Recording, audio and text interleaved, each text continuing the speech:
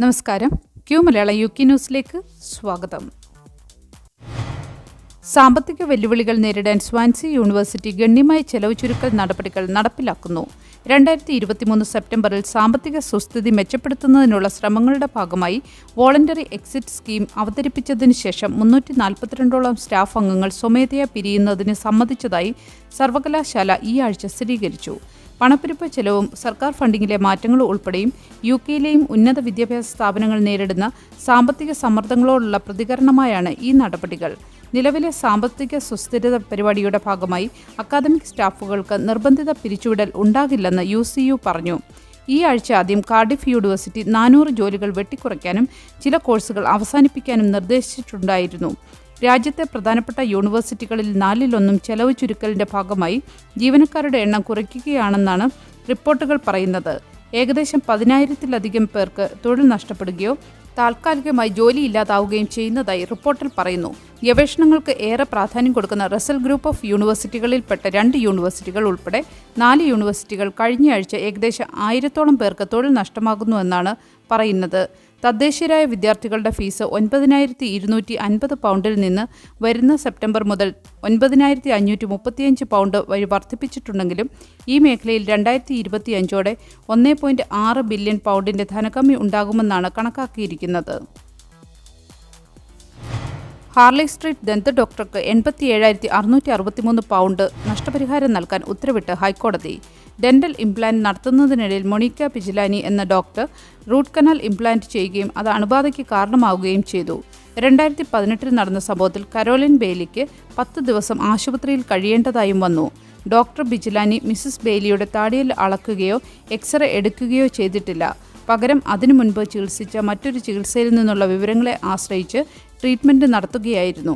തുടർന്ന് കോടതിയെ സമീപിച്ച മിസസ് ബെയ്ലിക്ക് 87,663 പൗണ്ട് നഷ്ടപരിഹാരം നൽകാൻ കോടതി ഉത്തരവിടുകയായിരുന്നു.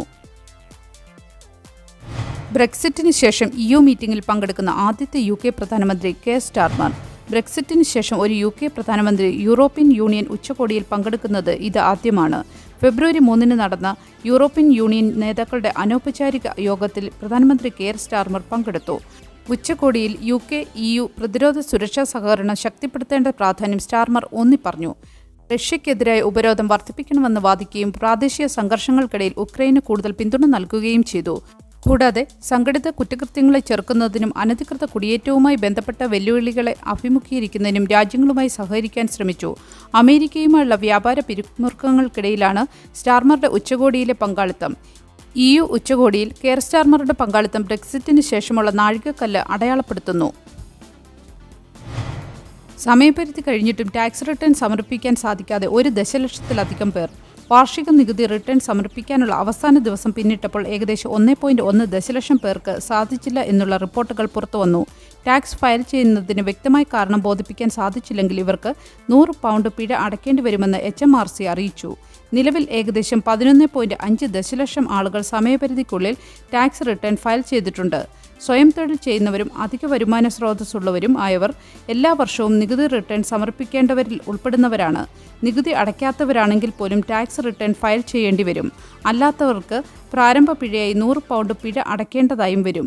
3 മാസത്തിന് ശേഷവും ടാക്സ് റിട്ടേൺ ഫയൽ ചെയ്തിട്ടില്ലെങ്കിൽ ഒരു ദിവസം 10 പൗണ്ട് എന്ന നിലയിൽ അധിക പിഴ അടയ്ക്കേണ്ടതായി വരും. പിഴയ്ക്കെതിരെ അപ്പീൽ നൽകണമെങ്കിൽ ഒരു ഫോം ഫയൽ ചെയ്ത് HMRCക്ക് ഒരു കത്തെഴുതുകയോ അപ്പീൽ നൽകുകയോ ചെയ്യാം. എന്നാൽ നൽകുന്നതിന് മുമ്പ് സ്വയം വിലയിരുത്തൽ പൂർത്തിയാക്കിയിരിക്കണം. മോശം ഫോൺ സർവീസ് നൽകിയെന്ന ആരോപണം HMRC നിഷേധിച്ചു. NHS ആശുപത്രിയിലെ ഉപകരണങ്ങൾ ഓൺലൈനിലൂടെ വിറ്റ ആശുപത്രിയിലെ ടെക്നീഷ്യന് ജയിൽ ശിക്ഷ. NHS ആശുപത്രിയിലെ ഉപകരണങ്ങളുടെ ക്ഷാമം വലുതാണ്. ഡിമാൻഡ് ഉയരുന്നതിനനുസരിച്ച് രോഗികൾക്ക് വേണ്ടിവരുന്ന ഉപകരണങ്ങളുടെ എണ്ണവും ഉയരും. ഓരോ ഹോസ്പിറ്റൽ ടെക്നീഷ്യൻസിൻ്റെയും ഉത്തരവാദിത്തമാണ് ഈ ഉപകരണങ്ങൾ വൃത്തിയായി കൃത്യമായി പ്രവർത്തിക്കുന്ന തരത്തിൽ വയ്ക്കുക എന്നത്. NHS ആശുപത്രിയിലെ 1,11,000 പൗണ്ടിന്റെ ഉപകരണങ്ങൾ eBayയിൽ വിൽപ്പന നടത്തിയ കേസിൽ 51-കാരനായ മാർക്ക് ചാർട്ടേഴ്സിന് 2 വർഷത്തെ ജയിൽ ശിക്ഷയാണ് കോടതി വിധിച്ചത്. അനസ്തീഷ്യ ഉപകരണങ്ങളും ഫീഡിംഗ് പമ്പുകളും ഉൾപ്പെടെയാണ് ഇയാൾ ഓപ്പറേഷൻ തിയേറ്ററിലും വാർഡുകളിൽ നിന്ന് മോഷ്ടിച്ചത്. ബ്രാൻഡ് ന്യൂ എന്ന പേരിലാണ് ഇയാൾ മോഷ്ടിച്ച വസ്തുക്കൾ വിറ്റിരുന്നത്. എന്നാൽ ഉപകരണങ്ങൾ കാണാതാകുന്നത് ശ്രദ്ധിച്ച മറ്റു ജീവനക്കാർ വിവരം യൂണിവേഴ്സിറ്റി ഹോസ്പിറ്റൽ ഓഫ് നോർത്ത് ഡുർഹം മാനേജ്മെന്റിന്റെ ശ്രദ്ധയിൽപ്പെടുത്തി.